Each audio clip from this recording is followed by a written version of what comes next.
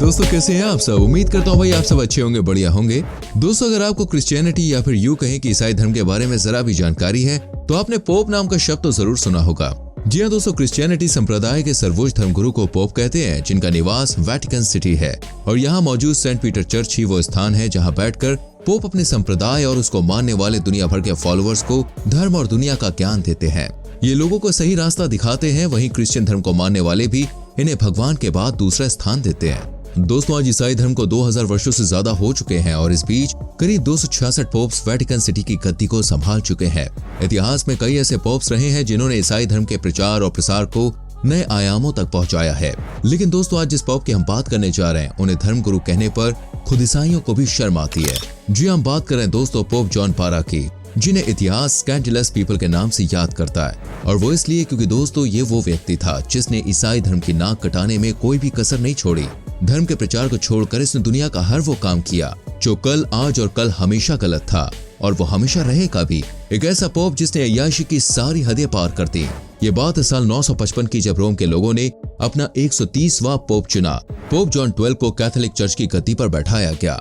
हालांकि सच्चाई तो ये है कि उन दिनों पोप का चुनाव आम लोगों द्वारा नहीं किया गया, बल्कि रोम के कुछ चुनिंदा परिवारों द्वारा हुआ करता था ये काम, जो पिछली कई सदियों से रोम पर राज करते आ रहे थे। हर कोई कैथोलिक चर्च की इस पावरफुल गद्दी पर बैठना चाहता था जिसके आगे हर कोई झुकता। दोस्तों इस गद्दी की पावर का अंदाजा आप इस तरह भी लगा सकते हैं कि खुद रोम के राजा भी पोप के चरणों में पड़े रहते थे। अब बात करते हैं पोप जॉन की, जो उस पावरफुल गद्दी पर बैठा जिसके वो लायक भी नहीं था। पोप जॉन, जिसका असली नाम ऑक्टेवियनस था, एक ऐसे परिवार में ये पैदा हुआ जो खुद एक राजघराना था। अब एक राजा का बेटा राजा ना बने, ऐसा कैसे हो सकता था। इसलिए दोस्तों जब राजा एल्बेरिक आई की साल 954 में मृत्यु हुई तो उनकी जगह उनके बेटे ऑक्टेवियनस को चर्च की गद्दी पर बैठा दिया गया। इस समय ऑक्टेवियनस मात्र 18 साल के थे, जिन्हें पादरी बनने में कोई भी दिलचस्पी नहीं थी। एक ऐसा पद जिसके लिए सब कुछ छोड़ना पड़ता है। जॉन कई दिनों तक दोस्तों चर्च ही नहीं आते। जॉन को इस बात से कोई भी फर्क नहीं पड़ता कि पोप के ऑर्डर के बिना रोम में पत्ता भी नहीं हिल सकता था। ऐसे में जॉन अपने दोस्तों के साथ शिकार पर निकल जाते, शराब पीते और कई दिन बीत जाने के बाद वापस लौटते। लेकिन ये तो बस अभी शुरुआत थी। समय के साथ ये सनक और भी बढ़ती चली गई। ये काम पोप 12 जंगल जाकर किया करते। धीरे धीरे अब वही काम चर्च में भी होने लगा और करीब 5 सालों तक वेटिकन अपने सबसे बुरे दौर से गुजरने लगा। इस अय्याशी ने दोस्तों जॉन को इतना पागल बना दिया कि एक दिन अचानक जॉन को ये ख्याल आया कि अब वो जंग करेगा हर उस राजा से जिसका साम्राज्य कभी वेटिकन का हिस्सा हुआ करता था। ये सुनकर जॉन के सभी सलाहकार हिल गए और हैरान रह गए ये सोचकर कि एक पोप जिसका काम धर्म को आगे बढ़ाना होता है, वो युद्ध की बात कर रहा है। लेकिन जॉन के आगे भला किसकी चलने वाली थी। इसका नतीजा ये हुआ कि बिना किसी पूर्ण तैयारी के ही बेनेवेंटो और कैपुआ नाम के 2 प्रांतों पर अचानक हमला बोल दिया। ये दोनों ही प्रांत कभी वेटिकन का हिस्सा हुआ करते थे। जॉन को लगा कि वो इसे हासिल कर लेंगे, लेकिन उन्हें इस बात का अंदेशा नहीं था कि ये दोनों ही प्रांत बेहद ही शक्तिशाली और जॉन के पापा अल्बेरिक आई के कट्टर दुश्मन है। दोनों दुश्मनों ने जॉन की सेना के कई सैनिकों को मार गिराया और जिस युद्ध को जॉन जीतने चले थे उसमें उन्हें एक शर्मनाक हार का सामना करना पड़ा। ये पहली बार था जब किसी पोप ने वेटिकन की गद्दी का इतना बड़ा मजाक बनवाया था। यही नहीं, समूचे इटली के शासकों ने एक साथ जॉन के खिलाफ मोर्चा भी खोल दिया था और ये धमकी दे डाली कि पोप की गद्दी पर रहते हुए अगर जॉन युद्ध की बात करेंगे कि जॉन किस गद्दी पर बैठे हैं, आसान शब्दों में कहें तो उन्हें ईंट का जवाब पत्थर से मिलेगा। दोस्तों ऐसे अपमान और धमकियों के बाद जहां कोई भी व्यक्ति संभल कर चलेगा, जॉन फिर भी नहीं माने। अपनी सनक के चलते वो जिस पर चाहते हमला बोल देते और बदले में बार बार शर्मनाक हार का सामना करना पड़ता। इनकी सनक के चलते सैकड़ों सैनिक जान से मारे जाते और हर बार चर्च का खजाना खाली हो जाता। यही नहीं, जॉन ने अपनी पावर का नाजायज फायदा औरतों पर भी खूब उठाया। इतिहासकार बताते हैं कि अपने 8 साल के शासन में पोप जॉन 12 ने करीब 1000 औरतों के साथ नाजायज संबंध बनाए। जॉन जिस भी महिला को एक बार देख लेता, अगर वो उन्हें पसंद आ जाती तो तुरंत ही उसे अपने कक्ष में बुला लेता और उसके साथ शारीरिक संबंध बनाने का प्रयास करता। जॉन को इस बात से भी फर्क नहीं पड़ता कि महिलाएं किसी की पत्नी या किसी की बहन है। उसे सिर्फ अपनी वासना से मतलब था। वो हर महिला को शिकार बनाने की कोशिश करता। जॉन इन सभी औरतों से कहता कि उसे ऐसा करने के लिए भगवान ने चुना है और अगर वो ऐसा नहीं करती तो ये भगवान की अवमानना होगी, जिसका दंड उसे इस दुनिया में तो मिलेगा ही, इसके बदले उसे स्वर्ग में भी जगह नहीं मिलेगी। बस फिर क्या था, भगवान के डर से हर महिला ऐसा करने के लिए मान जाती है और जिस महिला की अंतरात्मा उसे रोकने का प्रयास करती है वो ना चाहते हुए भी जॉन के साथ शारीरिक संबंध बना लेती है। जॉन की काम वासना का ये आलम था कि उसने अपनी सौतेली माँ को भी नहीं छोड़ा और तो और एक संतान भी पैदा कर ली। जानकार बताते हैं कि समय के साथ जॉन की अय्याशियों ने सारी हदें पार कर दी। अभी तक जो काम जॉन चोरी चुपके कर रहा था, अपने शासन के आखिरी समय में वो ये सब खुलेआम करने लगा। और तो और कई बार ऐसा भी होता था जब एक महिला से उसका मन नहीं भरता तो वो एक साथ कई महिलाओं से संबंध बनाता। कहा जाता है कि जॉन पारा इकलौता ऐसा पोप था जिसने अपनी अय्याशी के चलते राज्य का पूरा खजाना खाली कर दिया था, जिसके चलते समूचा वेटिकन उससे नफरत करने लगा। लेकिन हर कोई उसकी ताकत के आगे चुप रहता। केवल सनक और अय्याशी ही नहीं, जॉन बारा एक धोखेबाज पोप के नाम से भी याद किया जाता है। इतिहासकार बताते हैं कि जॉन जो 8 साल वेटिकन सिटी की गद्दी पर बैठा, उसके पीछे जो सबसे बड़ी वजह थी वो ऑटो वन था, जर्मनी का वो शासक जिसने जॉन के मिलिट्री को दोबारा मजबूत बनाया। ऑटो जॉन का सबसे भरोसेमंद दोस्त था, वो हर परिस्थिति में जॉन का साथ देता।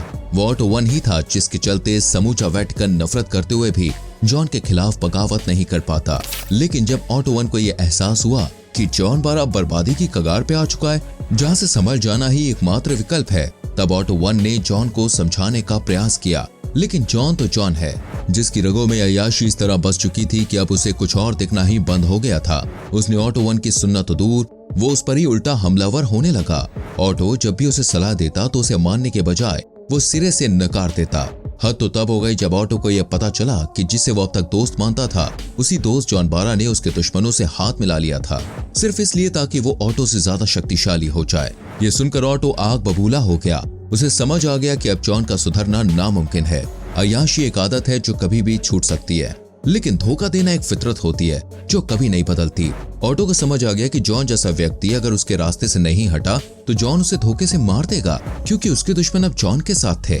ऑटो को यह फैसला करने में भी झिझक नहीं थी, क्योंकि जॉन ने वेटिकन जैसे पवित्र स्थान को भी अय्याशी का अड्डा बना दिया था और समूचा रोम उससे पहले ही काफी दुखी था। इसी के चलते ऑटो ने जॉन पर हमला बोल दिया। लेकिन इससे पहले कि जॉन ऑटो की मुट्ठी में आता, जॉन को इसकी भनक लग गई और वो वहां से भाग निकला। दोस्तों, जॉन के अय्याशी का अंदाजा अब आप लगाइए कि एक व्यक्ति जिसकी जान पर आ बनी हो, वो अपनी जान बचाएगा और वहां से भाग निकलेगा। लेकिन जॉन ने अपनी जान बचाकर भागने के साथ साथ हीरे जवाहरात उठाए, शराब अपने कब्जे में की और कुछ महिलाओं को भी अपने साथ ले लिया ताकि गद्दी जाए तो जाए, पर अय्याशी में कोई भी कमी ना आ पाए। ऑटो ने अंतरिम रूप से वेटिकन की कमान संभाली और सभी आधिकारिक लोगों के साथ मिलकर सबसे पहले जॉन के ऊपर आरोप तय किए। उस पर मर्डर और रेप जैसे सैकड़ों आरोप साबित हुए। ऑटो ने यह ऐलान किया कि जॉन अपना जुर्म कबूल करे और अपनी सजा काटे, लेकिन जॉन ने सभी आरोपों को सिरे से खारिज कर दिया और वापस वेटिकन लौटने से भी मना कर दिया। यही नहीं, ऑटो ने वेटिकन को फिर एक बार पटरी पर लाने के लिए कहा। नए पोप का चुनाव भी करवाया। कहा जाता है कि ऐसा पहली बार हुआ था जब वेटिकन के लोग की मर्जी से लियो 8 को नया पोप चुना गया, जो कि रिपब्लिक की पहली पसंद थे। इस पर जॉन और उसके कुछ सपोर्टर्स ने विरोध भी किया, लेकिन जनता ने उनकी एक भी ना सुनी। वेटिकन में एक बार फिर से खुशहाली आ गई। लोग इतने खुश रहने लगे मानो उनके अच्छे दिन आ गए हों। लोगों को खुश देख ऑटो ने भी वेटिकन से प्रस्थान कर लिया और वो दूसरे प्रांत की ओर निकल गए। लेकिन ऑटो ये भूल गया कि वेटिकन का सबसे बड़ा दुश्मन अभी भी जिंदा था। बस फिर क्या था, ऑटो की गैर मौजूदगी और वेटिकन में छुपे उसके सपोर्टर्स मौका पाते ही जॉन ने एक बार फिर वेटिकन पर हमला बोल दिया। ये बात है साल 964 की, जब जॉन और उसके समर्थकों ने समूचे रोम में आग लगा दी। उसने हर उस व्यक्ति को जान से मार दिया जिसने उसका विरोध किया और सत्ता परिवर्तन कर एक बार फिर पोप की गद्दी पर बैठ गया। लेकिन वो कहते हैं ना कि किसी को इतना भी मत डराओ कि वो डरना ही छोड़ दे। जॉन के साथ भी कुछ ऐसा ही हुआ। जॉन को लगा कि वो फिर से एक बार वेटिकन की गद्दी पर बैठकर जो चाहेगा वो कर लेगा। लोग उसे कुछ भी नहीं कहेंगे, बल्कि उससे डर कर भी रहेंगे। लेकिन ऐसा नहीं हुआ। गद्दी पर बैठते ही उसका विरोध शुरू हो गया और लोगों ने उसे गद्दी से उतारने की कसम भी खा ली। लेकिन इससे पहले कि वो गद्दी से उतरता, 14 मई 964 में अचानक ही जॉन की मौत हो गई। दोस्तों, जॉन की मौत की खबर सुनकर लोग इतने खुश हुए कि उन्होंने ये जानना भी जरूरी नहीं समझा कि आखिर जॉन मरा कैसे। इसलिए पोप जॉन 12 का समूचा लिखित इतिहास होने के बाद भी ये आज भी किसी को नहीं पता कि उसकी मौत कैसे हुई। कोई कहता है कि जॉन की मौत अय्याशी के चलते तब हुई जब वो किसी महिला के साथ सेक्स कर रहा था, तभी अचानक उसे दिल का दौरा पड़ा और वो मर गया। जबकि एक थ्योरी में ये भी कहा गया है कि वो खुद नहीं मरा बल्कि उसी महिला के पति ने जॉन को मारा, जिसने उसे खिड़की से नीचे फेंक दिया था और गिरकर उसकी मौत हो गई। लेकिन मौत की असली वजह क्या थी, ये आज भी एक रहस्य है। तो दोस्तों, ये थे इतिहास के सबसे भ्रष्ट और अय्याश पोप की कहानी, जिससे अब तक ईसाई धर्म के लोग नफरत करते हैं और शायद आप भी करते हैं। उम्मीद करते हैं वीडियो आपको अच्छी लगी होगी। लाइक और शेयर जरूर करें। आने वाली वीडियोस को देखने के लिए चैनल को सब्सक्राइब करके बेल आइकॉन प्रेस करें, जिससे आने वाली वीडियोस आपसे मिस ना हो। मिलेंगे एक और वीडियो के संग। Bye bye.